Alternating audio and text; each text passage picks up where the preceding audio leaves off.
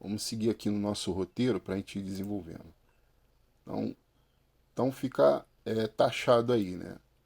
Respeitando essa dica que eu estou dando, né? Não vou chamar de aula de mestre, mas dessa dica a gente vai poder entender bem melhor as lições que virão no futuro, né? Se Deus permitir que eu que eu consiga concluí-la, né? Ou construir elas. Então aqui vai bloquear um pouco do pessoal polêmico, né? Então, teve um homem, que é o apóstolo dos gentios, né? Ele surgiu, no caso, ele seria o 13º apóstolo. Ele surgiu em uma situação extraordinária. Lembra que lá em cima eu falei sobre a questão do sobrinho e do filho? Né? Se o sobrinho e o filho são seus, o que que os outros familiares têm a ver com a sua decisão de partilha? Você está entendendo o que eu estou querendo dizer? Você é o detentor, né? Você decidiu que vai dar metade para um, metade para outro. Ou seja, Jesus é o detentor da igreja. Ele que é o edificador da igreja. O que, que você tem a ver com isso? O que, que os homens poderosos, que se acham poderosos, né? Eles têm a ver com isso, né? Isso é para bloquear um, uma má intenção de alguém que queira falar, mas é, existe apóstolo sim hoje. Bom, se existe, então esse cara tem 2.500 anos, né? 2000 e, 2050 anos, né? Mas vamos aqui. Então tem esse título aqui, Os 12, né? Me parece que o número 12 ele entra num tema apocalíptico, né? Mas quando eu falo 12 apocalíptico, eu não estou querendo dizer, ó, vai acontecer, vai sair um monstro dali dos 12, vai ser uma coisa misteriosa. Não, eu já falei que, mencionei, vou mencionar de novo, o estilo literário apocalíptico é um estilo literário reservado dos judeus. Eles tinham eles têm essa cultura, né? Os homens do passado tinham essa cultura. O livro de Daniel traz muito dessa cultura do livro apocalíptico. Isaías também traz um pouquinho, Jeremias também traz um pouquinho, né? Então, esse número 12 ele tem uma afinidade, Deus tem uma afinidade com ele para recordar, né, das alianças, né, da intimidade que ele tinha com Jacó, e a gente pode ver isso dentro dessa leitura que a gente pode ver aqui, ó, né? Você pega a sua Bíblia e lê, né? E você chega ao seu senso comum aí para você poder entender. Então assim, ó, e deu-lhe a aliança da circuncisão e assim gerou a Isaac e o circuncidou ao 8º dia, e Isaac a Jacó, Jacó os 12 patriarcas. Então esse número 12 ele tem um significado de contextualização de comunicação, né? Quando a gente vê 12, está falando sobre os filhos de Jacó, né? A relação íntima que Deus tinha com esse homem, né?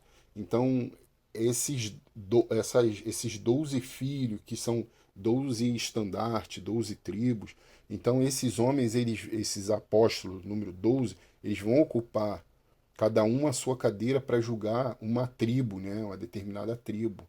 Então, isso está dentro de um contexto de literatura apocalíptica. Eu não estou falando do fim do mundo, não.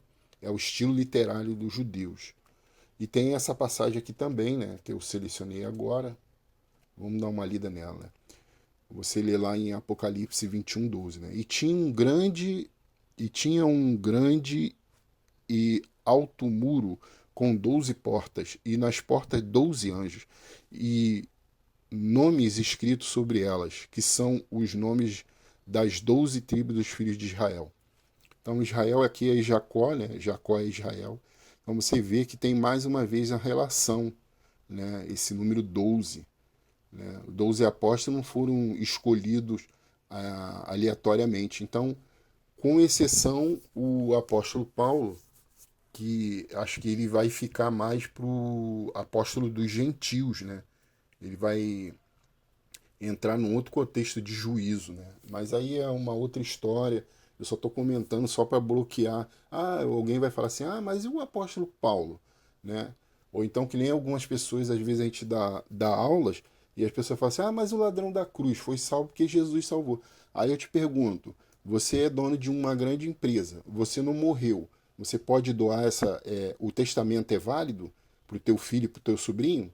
Não, enquanto você não derramar o seu sangue, você não morrer, não for pro túmulo e o advogado lá lê a minuta lá, o testamento, fala assim, ó, parte vai para fulano, parte vai para ciclano. Então, os filhos e os sobrinhos não são herdeiros, não são proprietários, né, da propriedade. Eles são herdeiros, eles estão aspirando à propriedade. Então, só para resumir, né, eu expliquei isso, né, é o caso do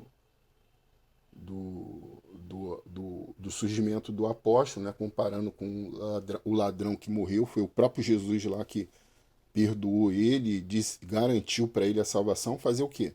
Jesus é Jesus, né? Ele que tem autoridade. Né? Ele tinha autoridade, ele tem autoridade e ele terá autoridade sempre. Né? Então, o número está para uma referência da literatura apocalíptica, que usa alegoria e preenche significados dentro da literatura, como podemos ver pequenos pedaços que acabamos de ler aqui, né? E também em outras oportunidades eu vou mostrar algumas aplicações em relação a números, cores, né? Dessa alegoria da literatura apocalíptica é muito comum, ela não é mística, ela é comum, né? Então vamos prosseguir, né? Vamos considerar que toda a escritura é útil para quê? Para o ensino, repreensão, correção, né? Isso está lá em Timóteo, né? Eu vou botar aqui, eu não me lembro se é 1 Timóteo, capítulo 3, o capítulo e o versículo eu me lembro, 16 e 17. Eu só não lembro se é. Eu vou dar uma olhada aqui rapidinho e vamos ver se é. Eu vou botar aqui na referência rapidinho só para a gente ver se é o primeiro ou o segundo. Vou botar aqui segundo, capítulo 3. É, no caso aqui é o segundo, tá? 2 Timóteo.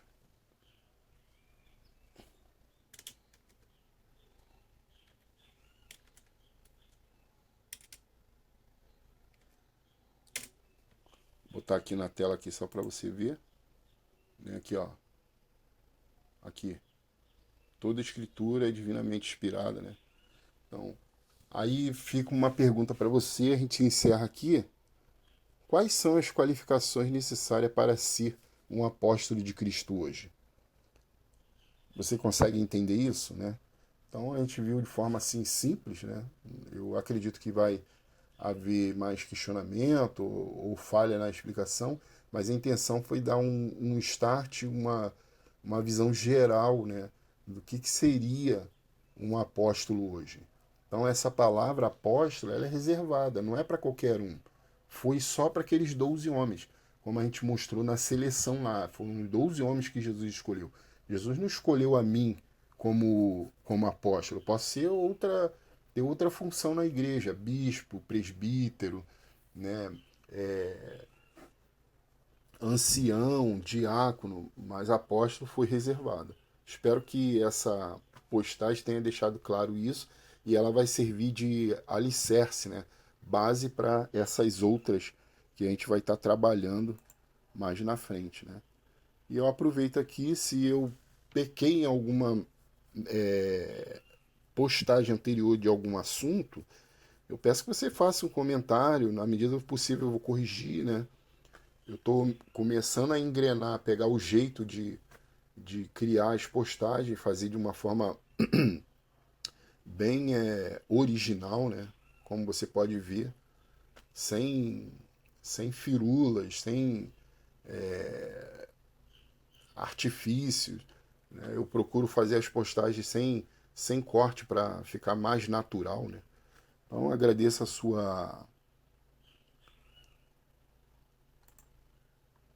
a paciência de vocês e eu espero que a gente possa se encontrar nas próximas postagens, né? Lembrando para você o contato que eu tenho aqui, ó, se caso você precisar de documentação, né, alguma coisa, né, quiser participar de alguma forma, fica o contato aí para vocês.